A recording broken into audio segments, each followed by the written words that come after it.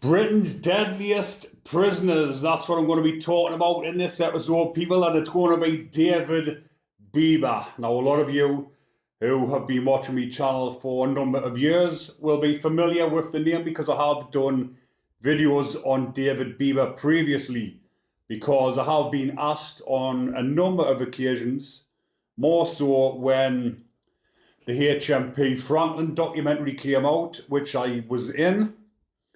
Some people were messaging us saying who is the most dangerous prisoner or the most craziest prisoner you've ever met. And it was none other than David BIEBER. He is an absolute lunatic. And when I talk about his crimes and what he's in for, you will see the reason why. But David BIEBER, I met him in Franklin Prison in the gym in 2008, and he was one of those people that you look at and you can just see he had like shark eyes. His eyes were just all black. There was no colour there. Absolute psychopath. So he was the craziest looking mofo.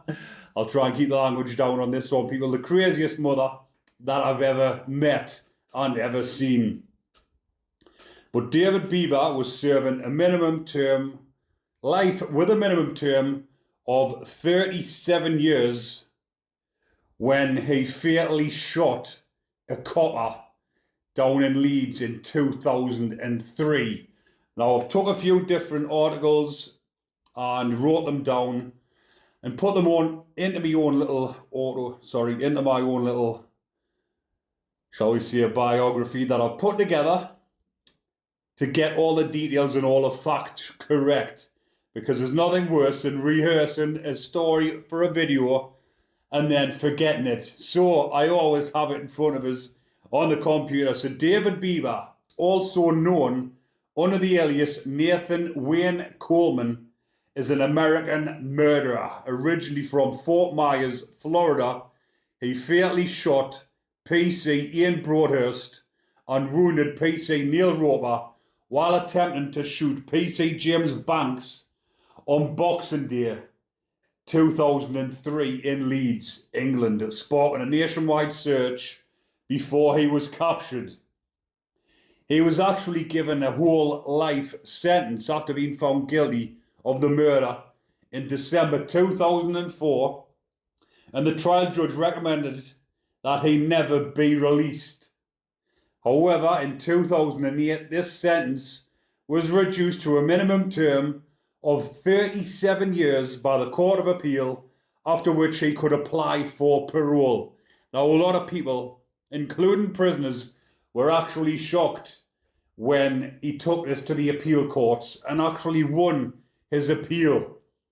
And obviously, the whole life term, which would have meant he would never be released from prison, which you would expect someone to receive for fatally shooting a copper and then trying to kill another two. If that happened now, in 2026, it would be life without parole. There would be no appeals getting won, shall we say. It would be a straight life without parole, no chance of appeal. But obviously back in 2008, he won it. But I bet you that judge in the appeal courts, when he found out that BIEBER later got another life sentence for an attack on a screw, a prison officer inside of HMP Long Lartin, which I'll talk about a little bit later, that judge would have been disgusted with himself, shall we say, when he found out that BIEBER tried. It was initially an attempted murder, but I will tell you about it a little bit later on. So BIEBER is originally from Fort Myers, Florida, and after leaving school, he was briefly a US Marine, so he knows how to fight. He's trained to kill, before being discharged for going AWOL, absent without leave. BIEBER became a drug dealer and bodybuilder, and on the 9th of February 1995, a fellow bodybuilder, Marcus Muller, was shot and killed in Fort Myers. Police arrested Bieber thinking he had hired a hitman, but later released him due to lack of evidence. In November 1995, Bieber's former girlfriend Michelle Marsh was attacked by the same gunman who had attacked Muller. All 4 shots missed. Bieber fled the state, assuming the identity of Nathan Wayne Coleman by stealing the identity of a deceased child and escaping the country in 1996. Bieber entered the UK on the 26th of September 1996 through the port of Ramsgate using a false passport. He was given a 6-month visa, but it was extended until his marriage to Denise Horsley in Kendal. In 1998, Bieber arrived in Yorkshire, where he worked as a nightclub doorman. He also acquired an arsenal of illegal firearms. In 2001, his wife petitioned for divorce. And on the 26th of December 2003, on the border between Gipton and Oakwood areas of Leeds, unarmed traffic policemen Ian Broadhurst and Neil Roper saw Bieber's stolen BMW car parked at the junction of Grange Park Avenue and Dib Lane, where Bieber had just been, in the adjacent post office. They identified the number plates as false and asked him to accompany them to the police car, where Bieber sat in the back seat. The officers did not attempt to search him or handcuff him. They became uneasy, however, and so called for backup. But I remember this case because obviously when they were hunting him, he was actually found up in Gateshead, not far from where I originally come from. So Roper then moved to handcuff Bieber, who faced an imprisonment for various offences in the UK and possible extradition to the US, drew a 9mm handgun and fired an initial 4 shots at the officers who tried to flee. Roper was hit twice in the shoulder and abdomen, but managed to get away. PC Broadhurst was shot once in the back and immobilised. PC James Banks, who had arrived as backup, escaped injury after a bullet hit his radio, which was very lucky for him. Bieber walked over to where PC Broadhurst was lying and fired a 5th shot into his head at point blank range. Now that is a stone cold killer. I remember the case because I've seen a few documentaries as well, and when they were doing the reconstruction of what happened, he actually, like he's just said, he actually went up to him as he was on the floor, he pleaded, and he just went bang, point blank range. If he wanted to get away, there was no need for him to put the fatal bullet in his head. And a lot of lads that I was in prison with at the time, who were killers as well, had actually said there was no need for him to do that and go that far. The copper was fucking done in already, on his hands and knees begging, and he put one straight in his head. But he must have knew, if he get extradited to the US, he could possibly face a death penalty or whatever else comes about different cases. He would have been better off serving his time in a UK prison. So that is the reason I believe he's done it, and that is why he's went so far, because he's sticking in his head he doesn't want to go back to the US. He knows what the US prisons are like. The UK prisons are a lot easier and a lot more cushier than what the US prisons are. And who knows, you could have had a hit out on him in the US. That's why he's fled as well. But it was the first fatal shooting of an English police officer for over 8 years, preceded by that of PC Philip Walters of the Metropolitan Police, who was shot dead on the 18th of April 1995.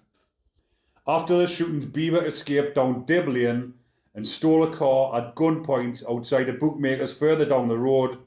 This caused some confusion in initial news reports of the shootings, which stated that the shooting itself happened outside the bookmakers. So following the shootings, West Yorkshire Police launched a nationwide search for Bieber, led by Detective Chief Superintendent Chris Gregg.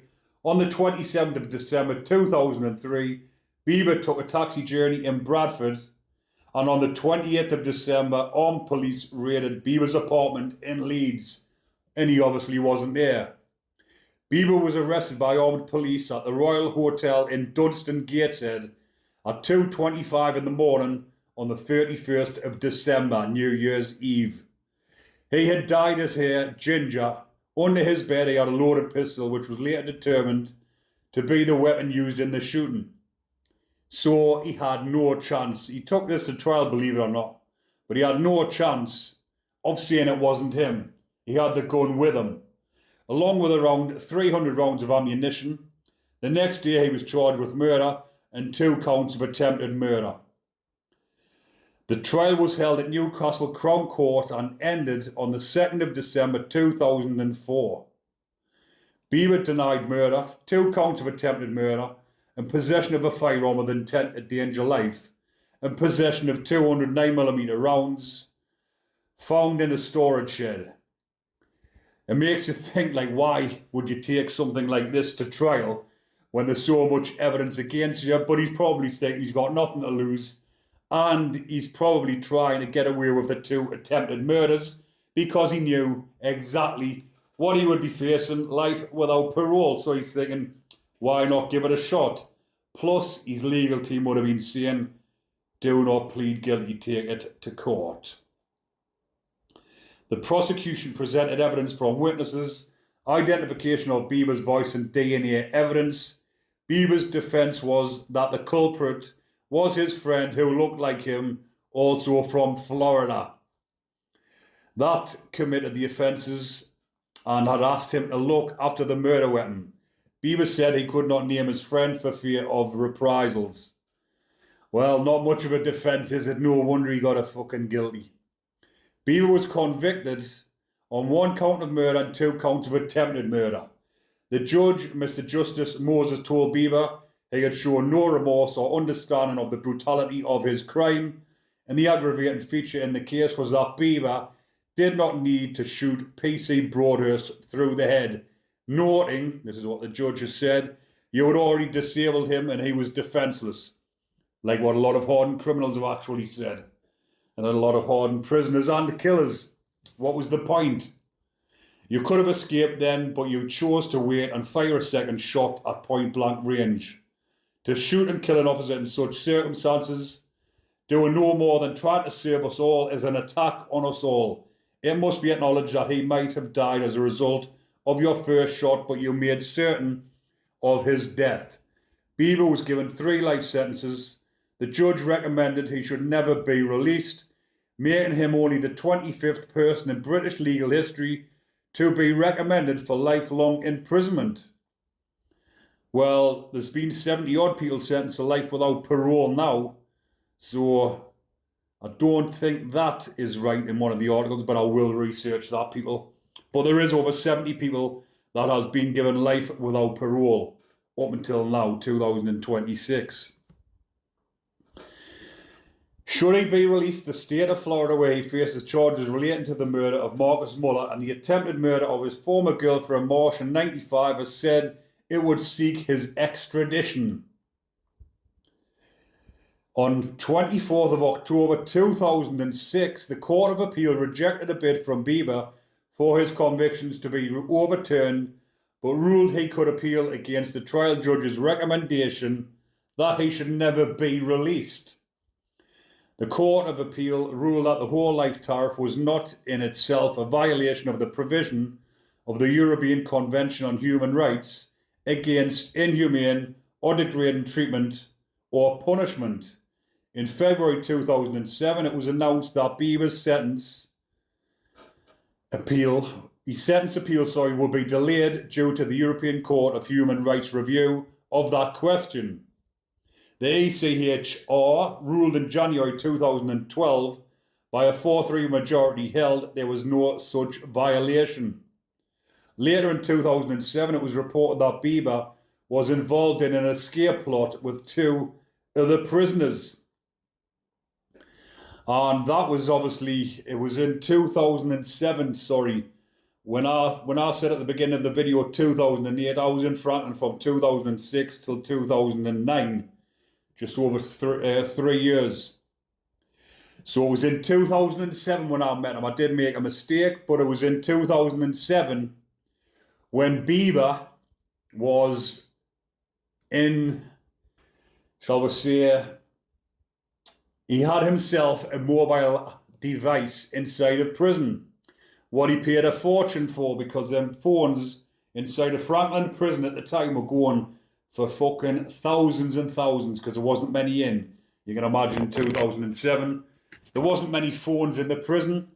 BIEBER got his hands on one of them because he must have had a stash outside, and he was on the phone to his friend organising an escape. But guess what his friend had went and done? His friend was going along with him. He then went and he thought, right, BIEBER's trying to escape. I'm going to give the phone to the News of the World, which is no longer a paper, but at the time, News of the World, I think it came out on a Sunday. Everyone used to read the News of the World because there was loads of cases in so similar to this. And BIEBER's friend has sold the phone to the News of the World. His friend had turned around and said, I'm going to hand the phone to the person who was going to help you escape. The phone calls were all getting recorded. BIEBER was saying, I want you to go and do a helicopter hire for the day, or not a helicopter hire, a helicopter ride for the day, where you can go and pay, I'm not sure how much it is, it was a couple £100, go and pay for a helicopter flight. So this is his plan. He's told the News of the World reporter, this is my plan, I want you to go and hire a helicopter for the day, fly across the prison yard when I'm on my exercise, chuck down the ladder, and if any of the screws try to drag us back or intervene, I want you to lay down the fire and start shooting the screws. And all of this was being recorded.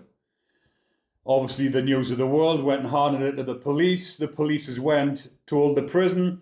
The prison has went and got him, along with Colin Gunn, and put them, I think it was HMP Woodhill, put them in the unit down there. And there was only them two on the unit, but that had nothing to do with Colin Gunn. He got dragged into it and had to spend years on a unit in striped banana escape suit because of BIEBER. And Colin wasn't very happy with him because of it. And the two of them weren't speaking. And there was only them two on a unit together. So there was a lot of friction, as you can imagine. On the 23rd of July 2008, BIEBER was told by the High Court that he would not have to serve a whole life term as originally recommended by the trial judge, but would still have to serve a minimum of 37 years before being considered for parole, meaning he is set to remain in prison until at least 2041, when he will be 75 years old. Paul McKeever, chairman of the Police Federation, described the ruling as the judiciary with blood on its hands. But they would have heard about that escape plot as well, because it says 2008, the escape was in 2007, or the escape plot. So whether or not they used that to try and keep him on the whole life term or not, I do not know, which you would have thought. But like I say, a lot of people were shocked when his whole life term was overturned and he was given a set tariff, 37-year minimum term. But BIEBER was on the units for a very long time after this. He'd been shipped around the high security estates, and he ended up inside of HMP Long Lawton, where he received a second life term. So BIEBER was serving the life term inside of HMP Long Lawton, and he launched a frenzied attack on a prison officer, stabbing her with a metal bar, and for that he was given a second life term. She was lucky to escape serious injury or even death, the court was told. The 56-year-old was convicted of wounding with intent and having an unauthorised weapon at a trial in June of that year. He was sentenced at Worcester Crown Court, having earlier been cleared of attempted murder.